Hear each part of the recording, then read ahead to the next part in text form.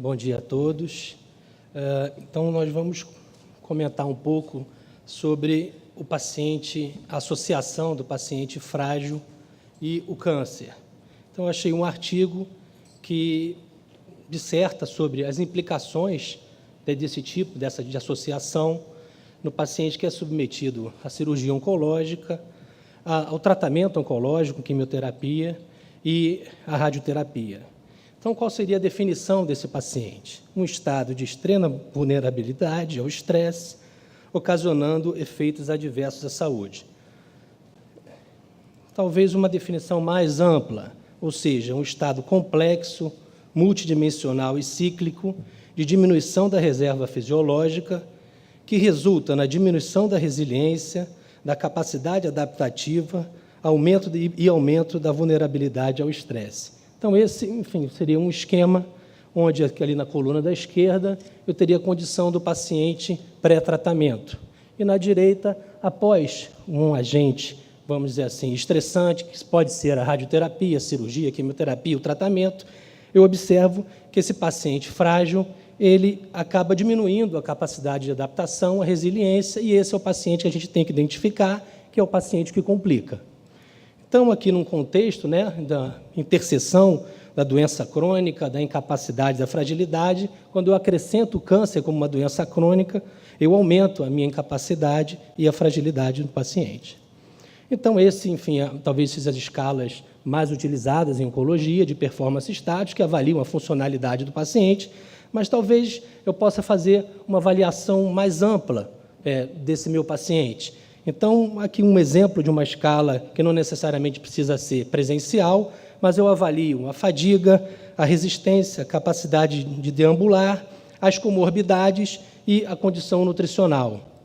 Então, existem escalas mais complexas que certamente levam um tempo para ser realizadas, mas a ideia, eu acredito que seja fazer uma avaliação mais ampla do paciente, né? Porque, muitas vezes, ele pode passar por variáveis fisiológicas, mas tem um comprometimento da cognição, tem uma alteração importante da funcionalidade, é um paciente que, por vezes, pode estar deprimido.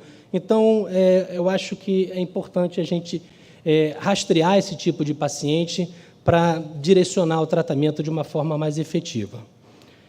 Então, e assim, a fragilidade não só ela se correlaciona com um risco maior de queda, de incapacidade, de hospitalização, mas também qual é o grande interesse, né, da gente reconhecer essa associação da fragilidade com o câncer, porque esse é o paciente que não tolera bem a quimioterapia, esse é o paciente que faz uma fadiga mais importante após radioterapia, esse é o paciente que complica no pós-operatório, esse é o paciente que recorre e progride a doença.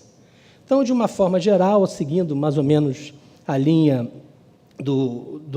da Sociedade Europeia de Oncologia, em 2017, como é que a gente avalia o paciente de uma forma geral no pré-tratamento do câncer de pulmão? Como nós, enfim, colocamos, né, as medidas, o exame clínico, a história médica, a identificação das comorbidades, o performance status, mas talvez aí eu acho que a tendência é que seja acrescentada as escalas de fragilidade para a identificação desse paciente. Os exames de laboratório, os exames de imagem, que, por vezes, são úteis não só no estadiamento pré-operatório, mas para avaliação da patência dos segmentos a serem ressecados. E, enfim, o diagnóstico tumoral, que muitas vezes o pneumologista acaba participando na endoscopia respiratória, atualmente com a ecobroncoscopia no próprio estadiamento, e, enfim, a importância, né, do estudo adequado das amostras para o resultado. É importante que a gente saiba, pelo menos, rastrear o risco cardiovascular. Geralmente, quem vai prosseguir essa investigação será o cardiologista, mas a gente tem que saber identificar esse paciente, e aqui acaba sendo onde nós participamos mais dessa avaliação. Então, que é a avaliação da ressecabilidade, né, do pulmão para tratamento do câncer. Então, as variáveis mais estudadas é o volume expiratório forçado no primeiro segundo, que é um exame de menor complexidade, qualquer espirômetro toma essa medida, uma medida de patência da via aérea, Posteriormente, nós temos a capacidade de difusão monóxido de carbono, que é uma ferramenta mais robusta, que avalia a difusão pela membrana alvéolo capilar, que necessita de uma estrutura mais complexa, com gases e por aí vai. E o teste de exercício cardiopulmonar, que é, enfim, uma interação importante entre o coração e o pulmão, que avaliam, né, sob estresse, o comportamento desse paciente em relação ao consumo de oxigênio. Então, de uma forma geral, para triar o paciente cardiológico, a gente identifica, né, a doença aterosclerótica, tanto central como periférica, a presença de uma cirurgia de alto risco, que geralmente a intratorácica acaba sendo, diabetes, história prévia de insuficiência cardíaca e creatinina maior que 2.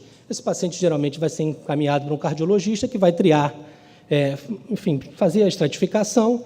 E se esse paciente sofrer uma intervenção, seja por cirúrgica ou endovascular, nós reavaliamos esse paciente em 6 semanas. Caso contrário, seja um paciente que não tenha um risco cardiovascular expressivo, nós vamos passar para os testes de função pulmonar. Então, esses são os principais consensos ou guidelines que nós temos, de 2010, o europeu, de 2009, o europeu, 2010, o britânico e de 2003, o americano. E certamente isso vem evoluindo e algumas coisas vêm se modificando. Então, assim, algumas mensagens são importantes. É muito mais interessante usar o percentual do predito do que o valor absoluto. Existe uma melhor correlação com as complicações pós-operatórias e com os resultados cirúrgicos desfavoráveis. O ideal é que você calcule esse percentual no pós-operatório, né? Então, eu vou fazer uma relação da função estimada após a ressecção cirúrgica. Então, eu faço uma relação entre o número de segmentos não obstruídos que serão ressecados sobre o total de segmentos não obstruídos. E eu posso utilizar a broncoscopia ou a tomografia para avaliar a patência desses segmentos. Podemos utilizar nessa correlação o método anatômico, nós sabemos o número de segmentos pulmonares e podemos estimar com a ressecção ou, em alguns casos de pneumonectomia, a gente podemos utilizar a quantificação pela cintigrafia. Atualmente já existe até um aplicativo que facilita muito no cálculo do percentual pós-operatório. E esses são, assim, basicamente os valores que consideram um paciente de alto risco. A gente pode observar que isso vem ocorrendo uma modificação ao longo dos anos. Inicialmente, se considerava 1,5 litro para lobectomia e 2 litros para pneumonectomia, e atualmente a tendência é que se use o percentual pós-operatório. Então, o guideline mais recente considera um VFUM, DLCO, e menor que 30%, anteriormente era 40%. É óbvio que existe um paciente, uma área de penumbra aí que você vai ter que passar para exames mais específicos. O pico de VO2 de menor que 35%, o mesmo acontece para os 2 procedimentos.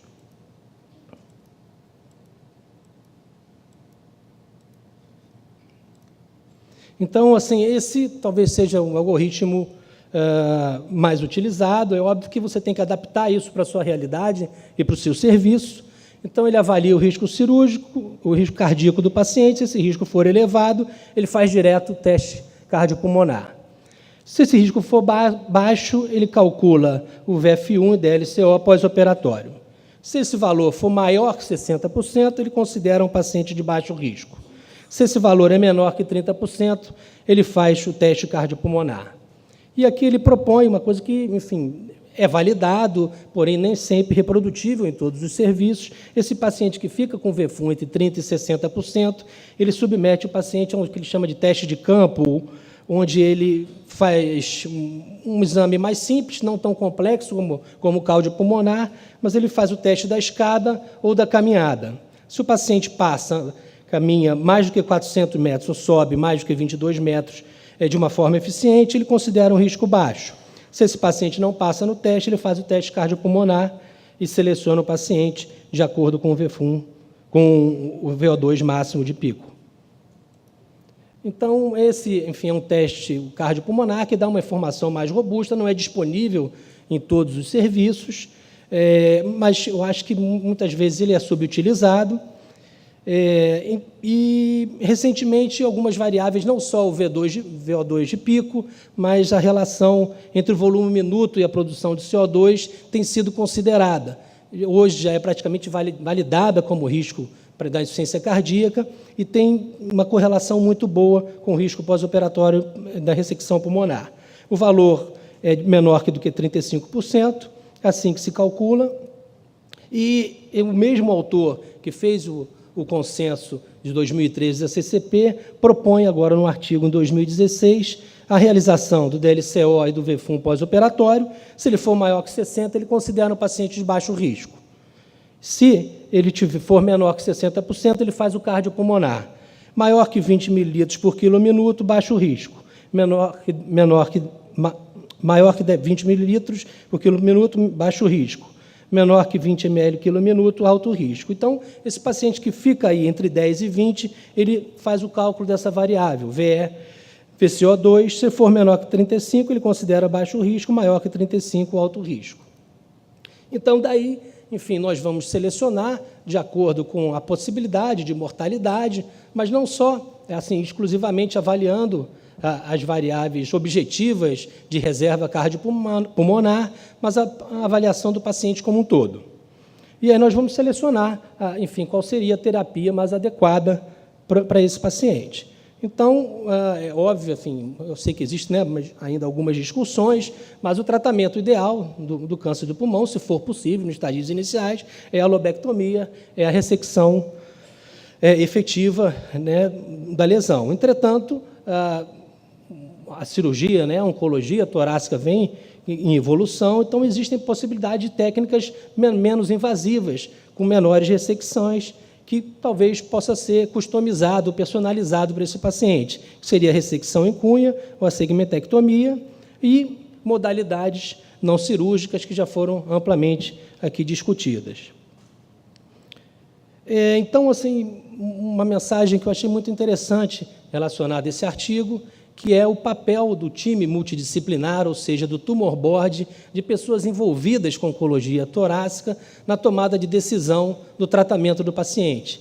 Então, nesse artigo aqui, ele conseguiu, com um grupo amplo, né, que vocês podem observar aqui, diversos profissionais de várias modalidades, o cirurgião, o pneumologista, o oncologista, o radioterapeuta, o enfermeiro, segundo eles, especializados em oncologia, o radiologista, assistente social, nutricionista e o clínico, que muitas vezes acaba referenciando o paciente. Nós podemos até acrescentar, enfim, a importância da figura do geriatra nesses pacientes, e ele conseguiu fazer uma correlação com a mortalidade, ou seja, quando, num N de 4.000 pacientes, quando ele tinha uma avaliação multidisciplinar com esses profissionais, o resultado se modificava.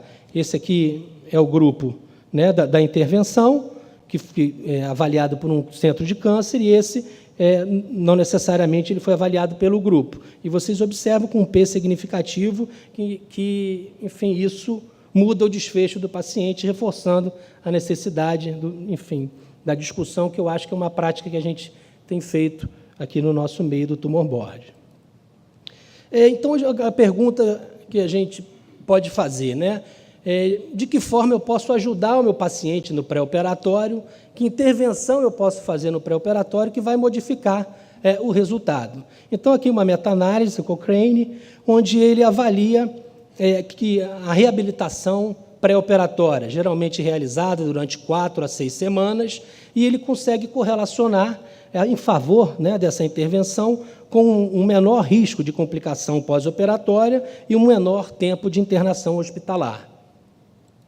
Uma outra coisa interessante enfim, são os programas de abandono de tabagismo no paciente com câncer, seja, enfim, no pré-operatório, no pós-operatório. Nós sabemos que muitas vezes nós diminuímos, né, a incidência do segundo primário, mas eu achei muito interessante porque ele correlacionou o tempo que o paciente parava de fumar com o momento da cirurgia, e o resultado relacionado às complicações pulmonares no pós-operatório foi progressivo. Se um paciente que nunca fumou e parou de fumar entre 1 mês e 1 ano, parou de fumar entre 15 dias e 1 ano e permaneceu fumando, o risco de complicação operatória ela aumenta de forma progressiva e linear, como, enfim, houve, no passado, alguns estudos retrospectivos que mostravam que talvez não existisse benefício de você suspender o tabagismo num tempo curto antes da cirurgia. Uma outra coisa também eu acho interessante no papel do pneumologista é rastrear o paciente com apneia do sono. Então, você identificar esse paciente no pré-operatório, porque eu diminuo o risco de complicações se eu instituo o CPAP pré, per e pós-operatório.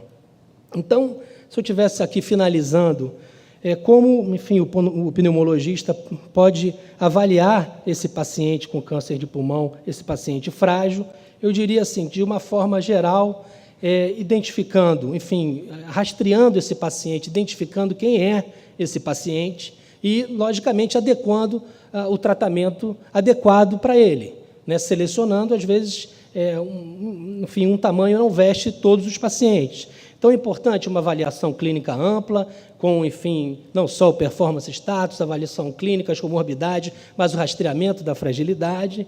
Nem sempre a reserva cardiopulmonar é decisiva do tratamento. É importante você identificar a experiência do seu serviço com uma determinada técnica, com uma determinada ressecção. Eu acho que isso deve ser pesado na decisão. Muitas vezes, o paciente com a cognição comprometida, a gente, às vezes, não ouve o desejo do paciente, muitas vezes o responsável que vai definir essa conduta, pensar na qualidade de vida, na humanização, reduzir complicações e na custo-efetividade. Então, finalizando, a identificação do paciente frágil e de sua vulnerabilidade perante o câncer é fundamental para a seleção e sucesso do tratamento. Todos os pacientes submetidos à ressecção pulmonar devem fazer uma avaliação pré-operatória inicial, de preferência com o VFUM e DLCO quando disponível. O teste cardiopulmonar é uma ferramenta subutilizada e valiosa, principalmente nos pacientes com risco pulmonar comprometido. E a avaliação pulmonar segue um fluxograma variável, logicamente, com a possibilidade que eu tenho de fornecer ou de fazer determinado exame, e o tratamento deve ser multidisciplinar. Muito obrigado.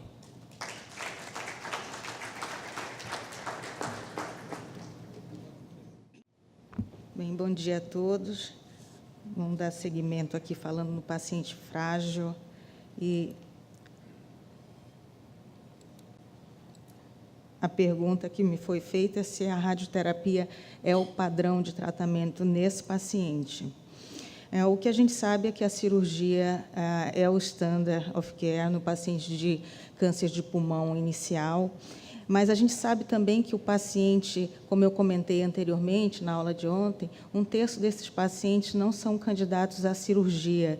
E a gente tem que lembrar que esses pacientes, quando não tratados, a taxa de sobrevida deles em 5 anos é muito baixa, 2 a 4%, e mais da metade desses pacientes morrem da doença. Com frequência, isso já foi discutido aqui inúmeras vezes, o paciente idoso, ele mal tem condições de uma biópsia, quanto mais uma cirurgia. E, muitas vezes, esse paciente, se vai para a cirurgia, a gente tem que levar em consideração o impacto negativo que esse paciente vai ter na sua função pulmonar, como o Daniel mostrou aqui, e na sua qualidade de vida. Bem, sobre fragilidade e radioterapia, pouca coisa existe na literatura, e a gente vai tentar aqui trazer essas informações para vocês.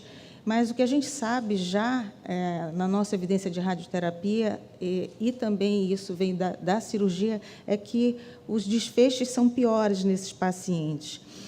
Então, o mais importante é que a gente lembrar que a radiocirurgia, como eu mostrei ontem, ela realmente foi um marco na radioterapia, abriu aí uma nova era, com uma melhora importante dos nossos resultados. E, quem sabe, o SBRT, a radiocirurgia, seria aí o tratamento ideal para esses pacientes. Bem, quando me ligam para falar sobre um paciente e uma tomografia de um nódulo que foi encontrado, às vezes até me mandam a foto do nódulo, da tomografia, e aí o radioterapeuta fica todo animado, achando o máximo, vai ser super fácil tratar esse paciente. E aí, depois, o colega encaminha o paciente e a gente fica na dúvida se a gente vai ajudar mais ou se vai mais prejudicar esse paciente de tantas comorbidades e de tão frágil que esses pacientes podem ser.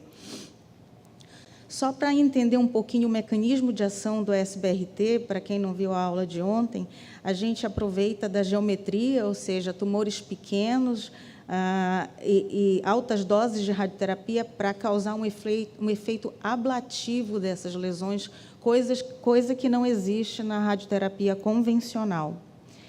Bem, a gente sabe ainda que cirurgia, o número de cirurgias é muito maior nos pacientes do que radioterapia, do que SBRT, e nesse trabalho de um colega do MD Anderson, ele mostrou que realmente o índice de sobrevida a câncer específica e sobrevida global é melhor nos pacientes que foram submetidos à lobectomia, seguido da ressecção sublobar, seguido de SBRT, por sua vez, seguido de radioterapia convencional, e o pior resultado seria observar esses pacientes e não tratá-los. E, logicamente, a gente se pergunta, né, num paciente de idade, com comorbidade, seria melhor só observar? Eu ainda escuto isso no consultório, não é melhor não fazer nada do que fazer SBRT? Nesse estudo, que foi uma análise de banco de dados, com um número extenso de pacientes, né, pacientes de 70 anos ou acima disso, os autores mostraram que, na realidade, a radioterapia, o SBRT, melhora a sobrevida global nesses pacientes, dá para ver muito bem aqui, e o hazard ratio, inclusive, foi 0,64, um P significativo, e isso se mostrou estratificando por todas as idades, 70 a 74 anos, 75 a 79 anos, as curvas são muito semelhantes, 80 a 84 anos, acima de 85 anos, mostrando que o SBRT deveria ser considerado o standard of care nos pacientes que não são candidatos à cirurgia, e que o SBRT ele aumenta a sobrevida no paciente idoso comparado com a observação, né, comparado com não tratar. E aí a gente se pergunta, né, o paciente idoso e o paciente mais jovem, será que o paciente idoso ele vai melhor do que o paciente mais jovem ou vice-versa?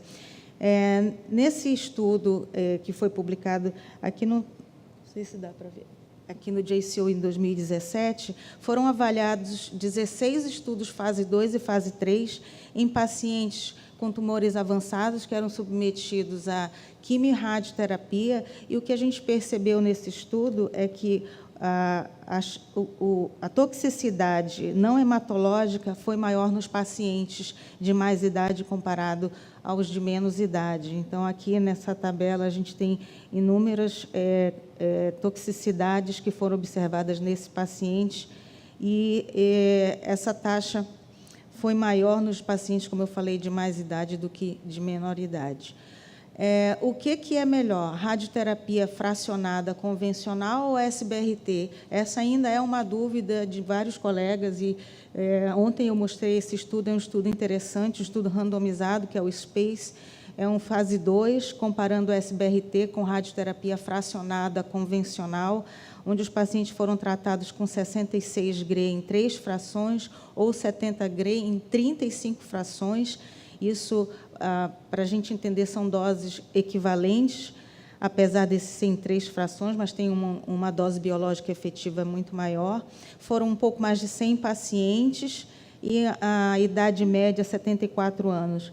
Em termos de desfecho de sobrevida livre de progressão e sobrevida global, não houve uma diferença significativa. O que houve foi uma diferença na toxicidade. Os pacientes que foram submetidos à radioterapia de várias frações, né, de 7 semanas, tiveram mais toxicidade, como pneumonite, apesar de não ter sido um P significativo, a esofagite significativa. Os pacientes que foram submetidos à radioterapia convencional tiveram a maior taxa de dispneia, dor torácica e tosse. Houve uma tendência de melhora de sobrevida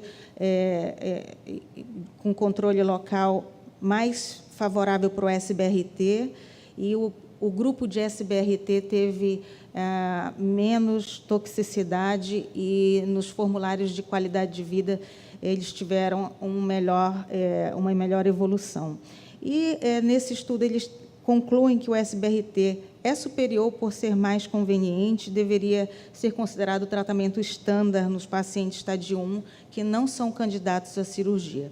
E aí, sim, a gente vem para o tema dessa aula, que é o paciente frágil e o não frágil. Como eu falei anteriormente, a gente não tem muito dado na literatura. Esse aqui foi o primeiro estudo que foi publicado avaliando radioterapia, a radiocirurgia nos pacientes frágeis, do Dr. Franco. Os pacientes foram, na realidade, classificados através desse índice modificado de 11 fatores, e o que eles perceberam é que o paciente frágil ele teve maior morbidade e mortalidade do que o paciente não frágil, independente da idade. O que eles classificaram? Pacientes não frágeis, o paciente que tinha 0 a 1 desses fatores, e o frágil, 2 ou mais fatores que estão listados aqui nesse índice. E aqui a gente consegue ver a probabilidade de sobrevida muito diferente no paciente frágil e não frágil. Eles concluem que o paciente frágil teve uma sobrevida global muito menor em 3 anos do que os pacientes não frágeis, 37% versus 74%.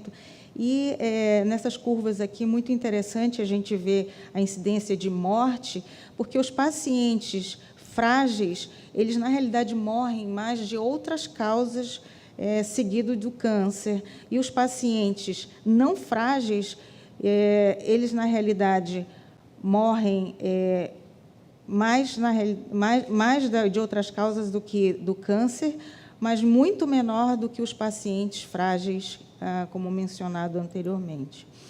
E esse é o segundo estudo, na realidade, do grupo da UCLA, mostrando que é importante para nós, radioterapeutas, termos ferramentas para estratificar melhor esses pacientes frágeis, né? Esquecer aquela ideia de que é o paciente idoso e não idoso, porque tem paciente idoso que é um paciente fit, e tem um paciente até mais jovem que é um paciente considerado frágil. E, dessa maneira, a gente conseguiria estimar melhor aí a probabilidade de falha do SBRT. O grupo do UCLA, eles incluíram nesse índice de fragilidade modificado 8 fatores. Aqui a doença pulmonar obstrutiva crônica, acidente vascular cerebral, o performance status, presença ou não de diabetes, se o paciente era coronariopata, doença vascular periférica, insuficiência cardíaca e hipertensão, necessitando medicações. E aí eles classificaram como não frágeis os pacientes com 0 a 2 desses fatores, e os frágeis com 2 fatores, acima de 2 fatores desses mencionados. E o que eles perceberam? Que a sobrevida em 3 anos nesses pacientes frágeis é muito menor do que nos pacientes não frágeis. Isso se repetiu em controle local,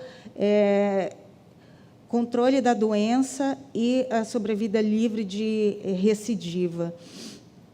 O que eles perceberam é que a sobrevida global em 3 anos nos pacientes não frágeis foi muito semelhante, muito comparável com daqueles pacientes que eram operáveis, que foram submetidos a SBRT ou cirurgia. E talvez a fragilidade aqui tenha sido realmente o maior driver na determinação do desfecho desses pacientes. E eles terminam dizendo que esse índice de fragilidade modificado pode ajudar a nós, radioterapeutas e outros, a predizer a sobrevida e a resposta do tratamento, e, com isso, nos ajudar a tomar uma decisão e até informar melhor o paciente. E, por falar em informar melhor o paciente, é importantíssimo, como o Daniel falou aqui, essa decisão compartilhada com os pacientes. Nesse estudo, que é um estudo prospectivo, foi avaliado aí se os pacientes conseguiram entender se foram bem avaliados pelos médicos que eles conversaram. Foi feito através de questionários, e nesses questionários aqui a gente tem um resumo das respostas. Uma minoria dos pacientes foi informado da questão de sobrevida no tratamento de cirurgia e de radioterapia, então acho que a gente precisa melhor informar nossos pacientes.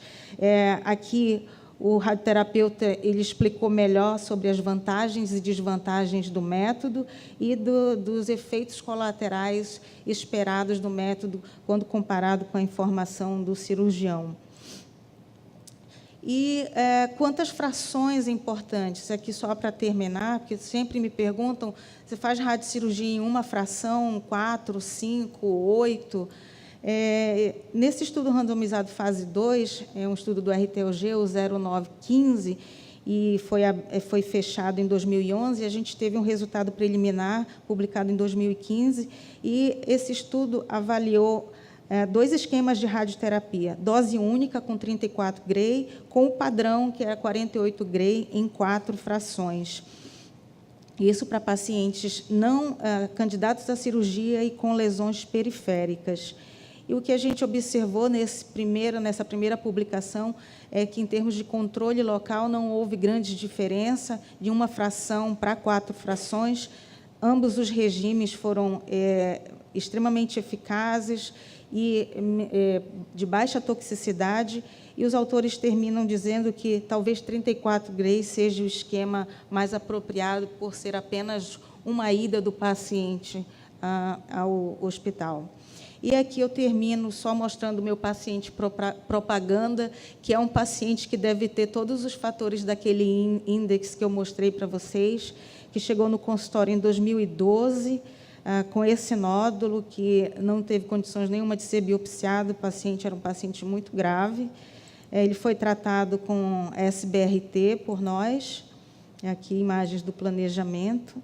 Aqui o PET scan após 7 meses da radiocirurgia, e o último segmento desse paciente, agora em janeiro de 2018.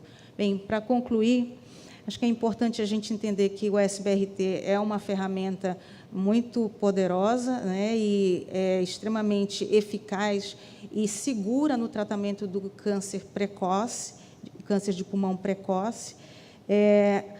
A gente já entendeu que o SBRT é superior à radioterapia convencional.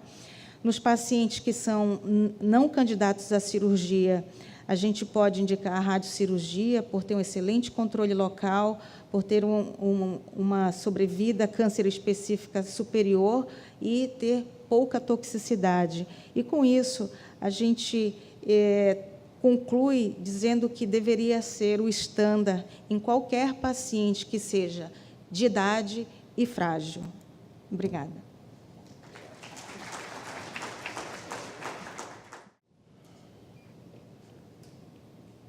Como é que funciona aqui?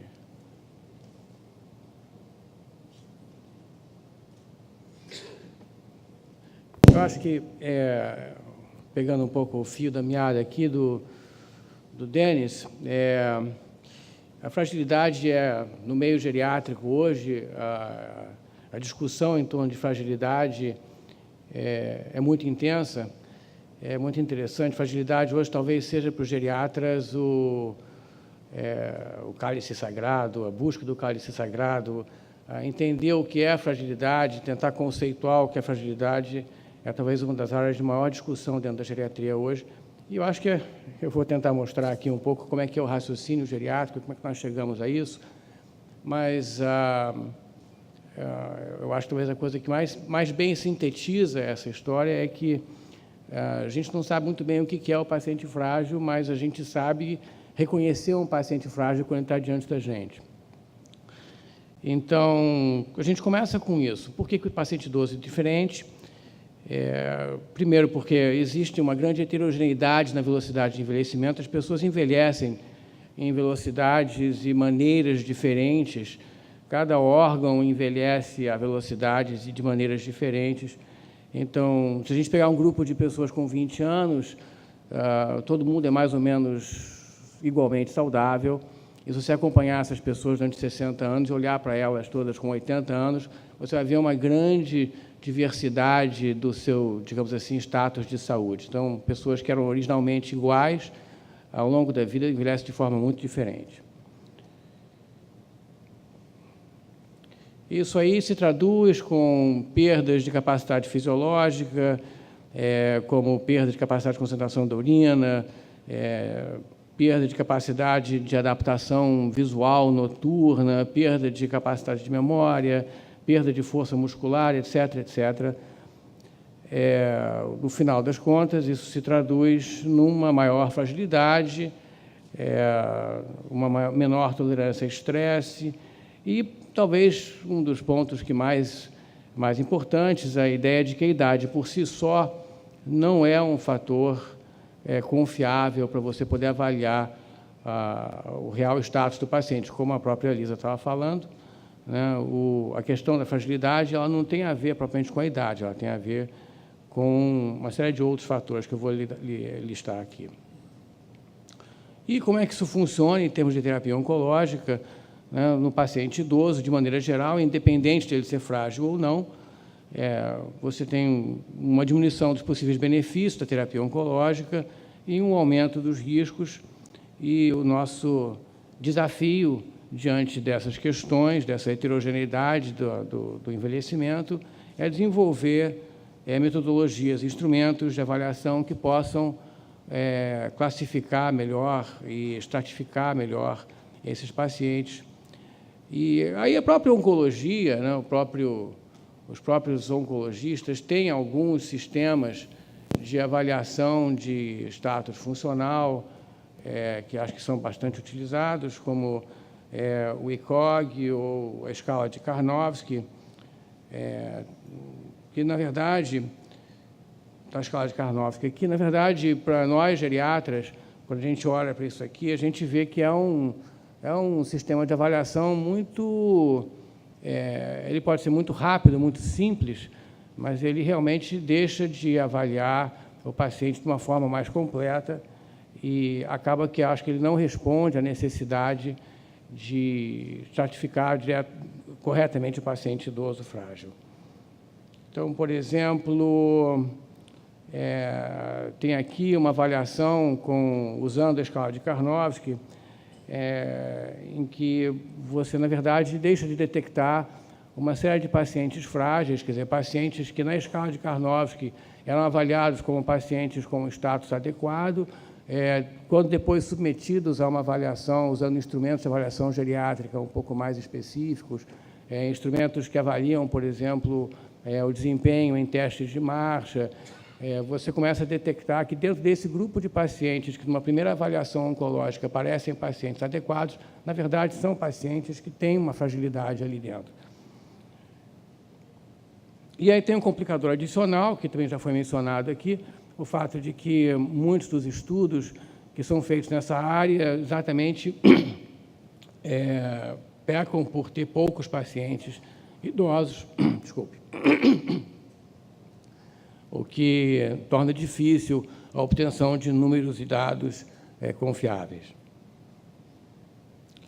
Então, como é que é a abordagem geriátrica para avaliação de idoso com câncer? Basicamente, o primeiro ponto é o status funcional, vou falar um pouquinho mais disso. Avaliação de comorbidade, existem algumas escalas, alguns instrumentos para poder tentar detectar isso. A detecção do idoso frágil, vou falar um pouco sobre isso também. E avaliações específicas relacionadas a marcha, equilíbrio, risco de quedas, avaliação do status cognitivo, presença ou não de depressão, e também questões que são do entorno do paciente, como o seu status social, a presença de familiares, uma série de outros fatores que são muito importantes do ponto de vista geriátrico e que têm um impacto muito grande na capacidade do paciente tolerar, por exemplo, um tratamento oncológico. Então, a questão de função é uma coisa central em geriatria. A palavra função em geriatria tem um significado específico, ela significa as habilidades necessárias para realizar tarefas e cumprir ritos sociais relacionados à vida independente do dia a dia. Coisas simples, como dirigir um carro, como fazer seu imposto de renda, isso é uma coisa complexa, mas pode ser chamado de função também, como se vestir, tomar banho, ir ao banheiro, tudo isso são funções. E o fato, pura e simplesmente, é que você avaliar o status funcional da pessoa, saber o que ela é capaz de fazer por si só, sem a ajuda de ninguém, isso por si só é, digamos assim, um sinal vital. Ele é pelo menos tão importante quanto coisas como a pressão arterial, frequência cardíaca, temperatura, etc. Ou como os dados que o Daniel levantou de função pulmonar, a avaliação da função da pessoa como um todo, ela por si só, analisado como um dado isolado, esse paciente não consegue mais andar uma quadra, esse paciente não consegue mais se vestir sozinho. Isso por si só é um dado extremamente importante, já coloca o paciente num nível de risco maior para qualquer tipo de intervenção, seja ela oncológica ou não. E a nossa trajetória na vida é uma trajetória de perda progressiva de função, como está mostrado aqui. Eventualmente, nós todos aqui, a não ser que levamos um tiro no meio da rua, no Rio de Janeiro, enfim, nosso final vai ser a dependência completa. Eu sinto dizer, mas essa é a verdade. Então, quando você começa a analisar, quando você começa a fazer uma avaliação funcional dos pacientes, você começa a estratificar os pacientes com base simplesmente no status funcional, você já tem um avanço imenso em termos de sua capacidade de detectar o paciente frágil. Aí tem a questão da comorbidade, já foi mencionado aqui, a Lisa, na aula dela, falou várias vezes sobre isso. A gente sabe que envelhecer é acumular doença crônica, e quanto mais doenças crônicas simultâneas você tem, maior é o seu risco de complicações no tratamento, maior é a sua mortalidade. Enfim, tem N artigos e ensaios mostrando isso. Inclusive, a questão que eu acho que a própria Lisa mostrou na aula dela é que o risco do paciente com muitas comorbidades é morrer de uma das comorbidades, e não do câncer em si, nem do tratamento do câncer em si. Existem algumas escalas, existem várias escalas que tentam medir o impacto da comorbidade. Aí é difícil, realmente, porque a questão não é, por exemplo, apenas o número de doenças. A questão é o impacto que cada uma dessas doenças tem sobre a saúde da pessoa individualmente. Então, existem escalas que procuram classificar os pacientes segundo o número de comorbidades, existem outras escalas que procuram acrescentar algum tipo de avaliação de gravidade das comorbidades individualmente, você tem uma soma desses números. O fato é que não existe, assim, só para vocês terem uma ideia, numa situação onde você tem 20 diferentes escalas, o fato é que ninguém sabe qual é a melhor delas, né? Então, não existe um consenso sobre como medir comorbidade, mas é simplesmente importante a própria noção de que avaliar a comorbidade é importante. E aí a gente chega na questão da fragilidade. Eu estou falando até agora aqui de perda de função, da questão da comorbidade, mas o fato é que existe um grupo de pacientes, e aí que é interessante, existe um grupo de pacientes de mau prognóstico, pacientes que a gente sabe que vão evoluir mal, que a gente sabe que vão tolerar mal o tratamento, e esses pacientes, esse grupo de pacientes, eles são independentes. Existe um grupo de pacientes que não tem muita comorbidade, que aparentemente tem um bom estado funcional e que, apesar disso, é frágil, né? Assim, a gente tem essa ideia, talvez, assim, inicial, de que o paciente frágil é óbvio. Assim, você vai ver na sua frente, você vai detectar ele de cara. Olha, sim, muitos pacientes frágeis são óbvios. Se ele sentou na sua frente, como também a Luísa mostrou a foto de um, você imediatamente sabe que ele está frágil. Mas existe um grupo de pacientes que não tem muita comorbidade, que não tem, aparentemente, grandes perdas funcionais e que, no entanto, são frágeis. E esse grupo não é pequeno, e um dos desafios é tentar exatamente detectar esse grupo.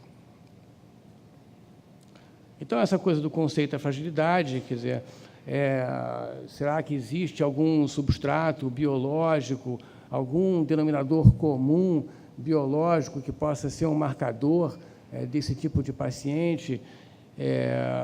Ou será que a fragilidade é apenas o resultado de um acúmulo de déficits e perdas fisiológicas em diversos sistemas e órgãos, levando a uma diminuição de capacidade de tolerar estresse?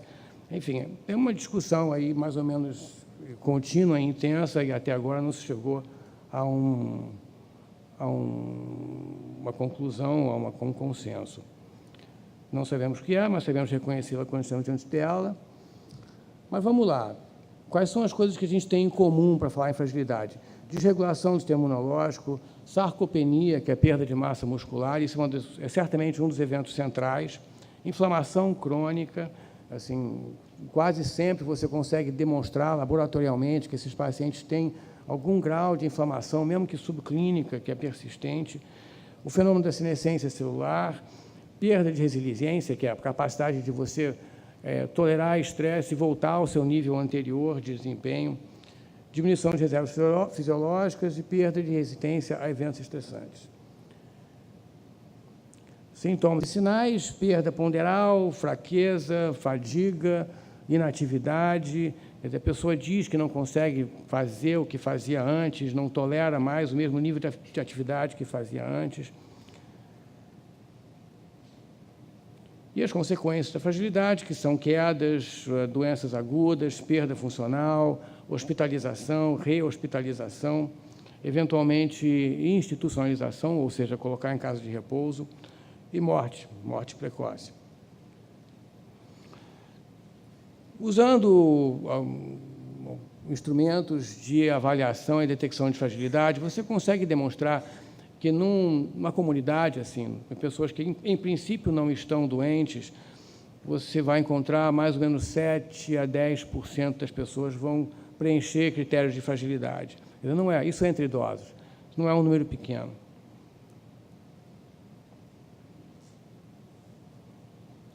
A fragilidade, ao contrário do que possa parecer intuitivamente, o câncer por si só não é uma causa de fragilidade.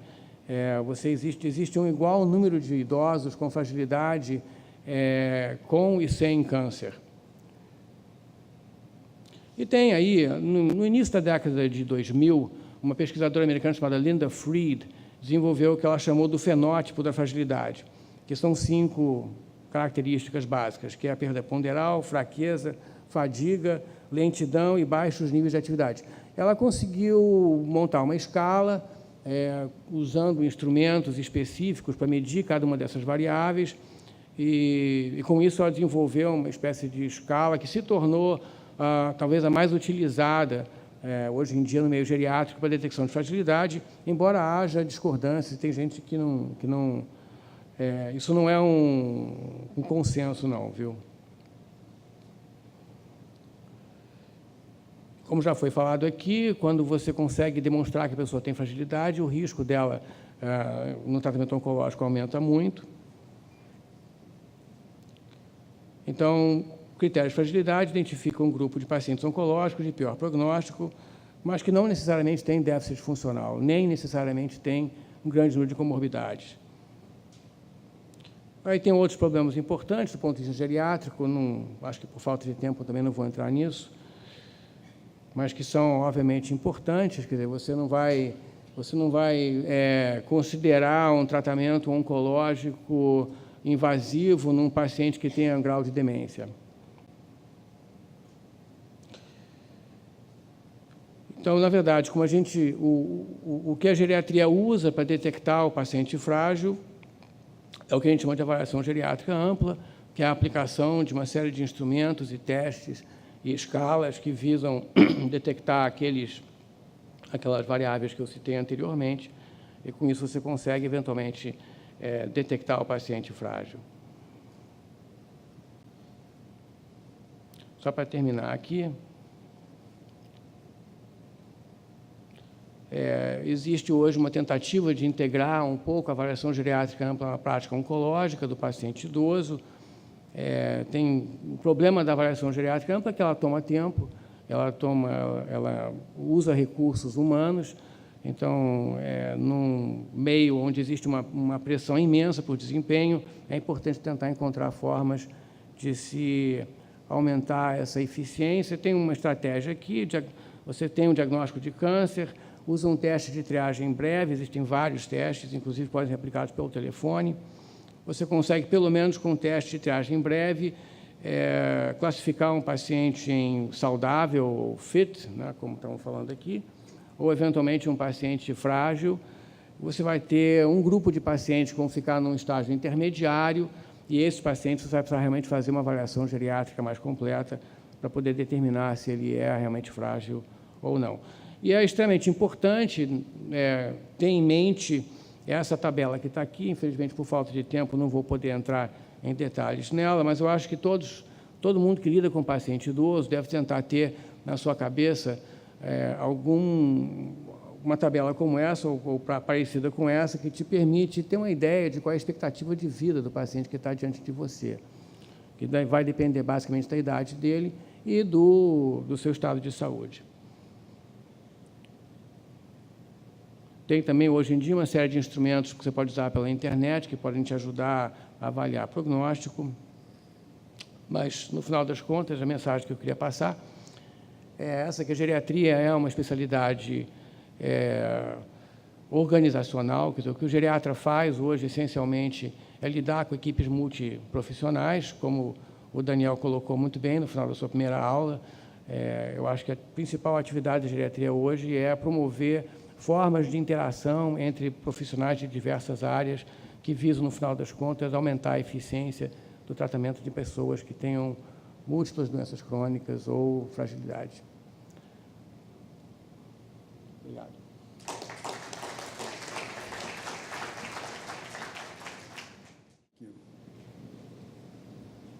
Sabe, Denis, colegas, e parabéns pelas apresentações.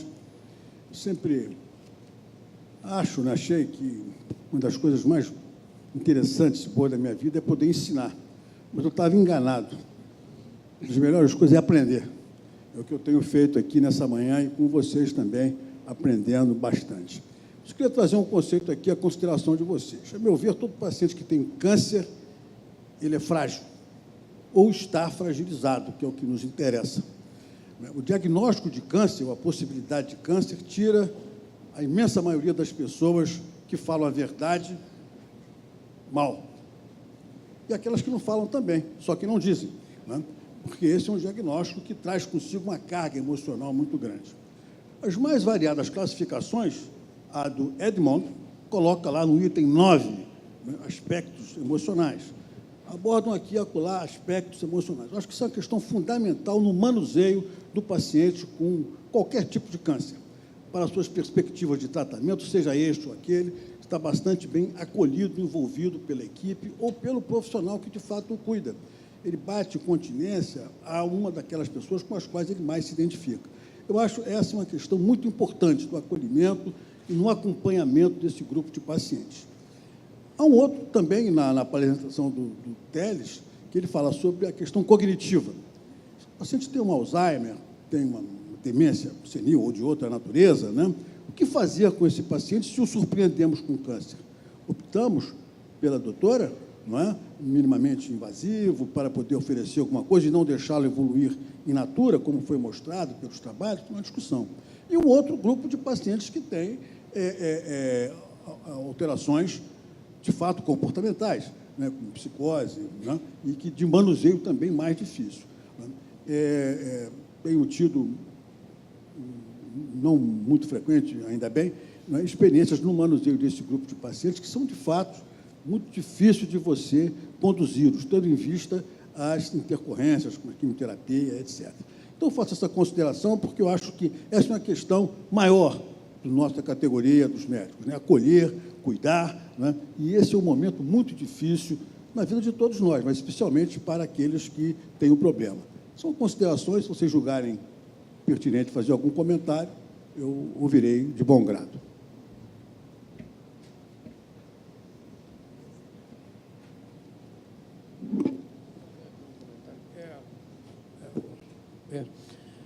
Olha, eu concordo, o paciente com câncer, obviamente, é um paciente frágil.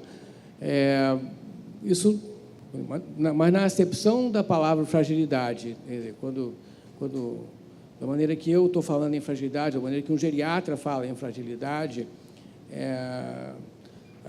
a presença de câncer em si não é o suficiente para você definir fragilidade. Tem pacientes que têm idosos com câncer, muitos, e que não são necessariamente frágeis.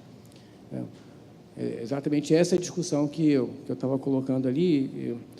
Mas se você dizer, não é frágil do ponto de vista psicológico, é frágil porque ele está fragilizado, porque ele tem um diagnóstico de câncer. Ok, eu concordo com você. Assim, mas a discussão fragilidade dentro do âmbito conceitual de geriatria, eu mostrei ali, inclusive, um trabalho que mostra isso. Quer dizer, você tem a incidência de fragilidade, a detecção de fragilidade, usando instrumentos de avaliação e detecção padronizados, você encontra mais ou menos o mesmo número de pacientes frágeis entre idosos com câncer e idosos sem câncer, desde que não sejam sendo tratados. O que eles fizeram é que eles pegaram idosos que tiveram um diagnóstico recente de câncer, que não estavam sendo tratados, e foram ver dentro desse grupo se tinha mais gente frágil entre o grupo com diagnóstico recente de câncer ou o grupo sem diagnóstico de câncer.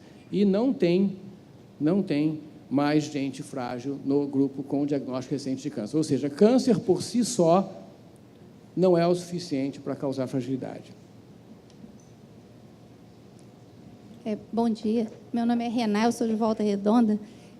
Com relação, eu gostaria de ver a opinião especial do Sérgio com relação à abordagem do paciente, o poder de decisão do paciente. E, às vezes, o que ele considera, ele pode não se considerar frágil, você considerar frágil, ou vice-versa. Como é que você aborda isso? E quando tem perda cognitiva que tem que envolver a família, como é que você faz esse tipo de abordagem? Olha, é claro que envolver o paciente e a família nas decisões é fundamental. Acho que tanto o Daniel quanto a Lisa também levantaram esse ponto. E quando a gente lida com a questão da perda de capacidade cognitiva, você entra numa seara muito complexa, né? Quando idealmente, o próprio paciente tem a palavra final a respeito do que vai ser feito com o corpo dele, desde que esse paciente esteja cognitivamente intacto.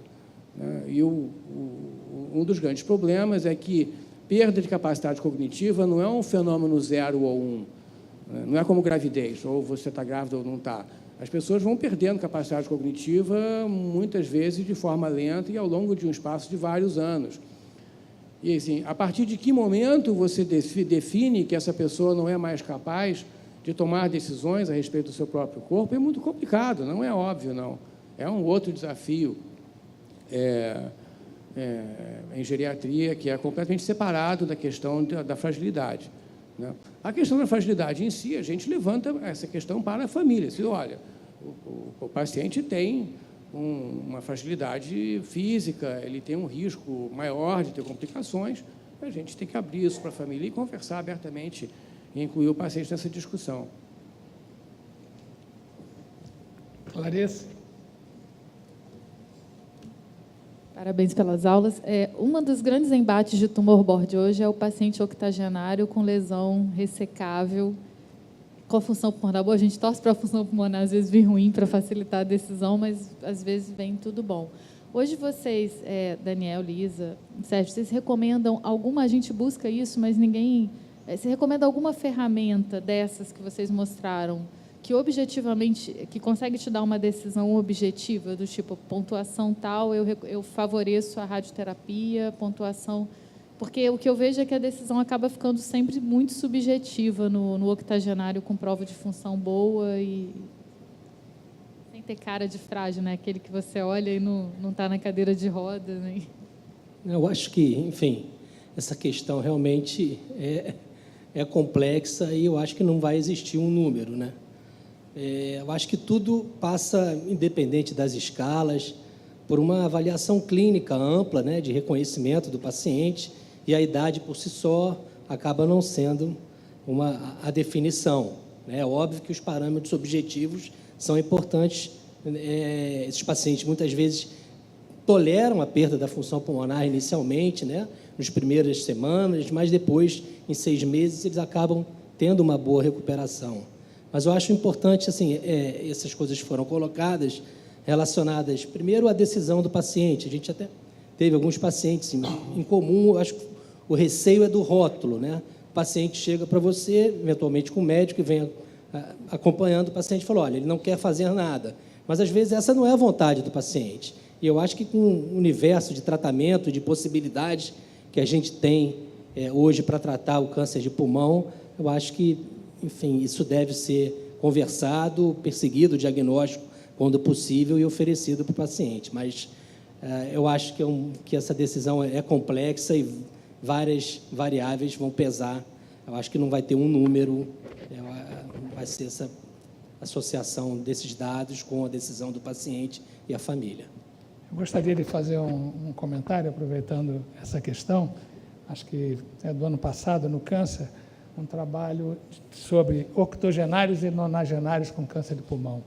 1.260 pacientes foram levantados numa instituição governamental e 60% deles foi negado tratamento, não foi feito nenhum tipo de tratamento. Os que foram tratados tiveram uma sobrevida geral bastante melhor, mais significativa do que esse grupo. E os fatores analisados no grupo não tratado que predominaram era raça negra, tratamento em instituições de cidades menores, menos desenvolvidas, e o grupo que foi tratado e que evoluiu melhor estavam ligados a hospitais mais importantes, na maioria das vezes, hospitais universitários. Então, acho que vai entrar, além de todas as escalas, que eu acho que é uma profusão de escalas, no meu entendimento, a profusão de escalas acho que atrapalha um pouco a gente conceituar o paciente como frágil. E a questão psicossocial, o apoio econômico, e nos Estados Unidos, e aqui no Brasil, com certeza, a localização em cidades mais pobres, hospitais menores, é muito comum nesses grupos, é muito velhinho, e deixa para lá. Tem até uma jornalista que escreve muito em revista de divulgação de ciências médicas, que escreveu em 2014 um editorial muito interessante, dizendo never too old to fight a cancer. Tem que avaliar muito bem, né? Tinha alguém, Carlos Alberto? Não, eu queria fazer um comentário interessante. Eu acho que esse assunto é um assunto do momento, né? Na realidade, cada vez se vê o indivíduo com chegar a uma idade mais avançada com uma boa qualidade, muitos deles sem fragilidade adicional que não seja a sua idade. Por outro lado, o câncer de pulmão também mudou de forma muito radical. Quer dizer, os conceitos antigos em que era uma doença incurável, né, e que os métodos terapêuticos eram extremamente lesivos ao doente também mudaram. Hoje, com as terapias-alvo por via oral, hoje com a bracterapia, hoje com as terapias localizadas ablativas, você pode tratar o câncer sem que comprometa muito o estado geral desse paciente. Então, em verdade, eu acho que o doente idoso exatamente deve ser identificado, eu não diria igual com o doente jovem, mas submetido aos mesmos procedimentos de diagnóstico para verificar se ele suporta ou não a terapêutica e que tipo de terapêutica ele suporta e deve ser ofertada. Quer dizer, não fazer nada, eu acho a pior das opções, a não ser, evidentemente, em casos extremos de um idoso que está extremamente fragilizado, assim como se fará também em casos extremos de um rapaz jovem que esteja extremamente fragilizado por uma doença outra grave ou de nascença. Então, acho que é muito importante não negar ao doente com uma certa idade, simplesmente porque ele tem uma certa idade, que ele é um frágil, que ele vai morrer, então morre de câncer. Quer dizer, deixar o câncer avançar, eu acho uma péssima alternativa. Então, acho que esse doente deve ser muito bem avaliado. E eu acho que, quando eu chamo muito bem avaliado, eu vi na apresentação de risco cirúrgico, ali começa o primeiro slide com risco cirúrgico cardiológico. Para operar um pulmão, para irradiar um pulmão, o risco que menos importa é o cardiológico. No pós-operatório, quem faz pós-operatório, vê que esse doente vai complicar, na maioria das vezes, do pulmão, eventualmente do rim, mas não vai do coração. Então, não é eco e eletro que vai dar risco cirúrgico. Esse doente tem que ser visto por um pneumologista experiente em fazer esse risco e, evidentemente, que vai indicar as diversas provas funcionais. Quer dizer, muitas das vezes, o que ocorre é que esse doente é visto por uma pessoa que não tem experiência na área pulmonar e é negado ao procedimento. Ou, ao contrário, um doente que não deveria ir ao procedimento, ele vai lançado direto ao oncologista, justificando fazer alguma coisa. Então, acho que isso é muito importante. Eu acho que isso tem que ser discutido cada vez mais, porque eu lendo recentemente, relendo, aliás, o livro Sapiens, ele diz uma coisa que fica para reflexão, que uma certeza que todos nós temos, que é que a única coisa que nós podemos considerar como inexorável é a morte, no futuro não vai ser real.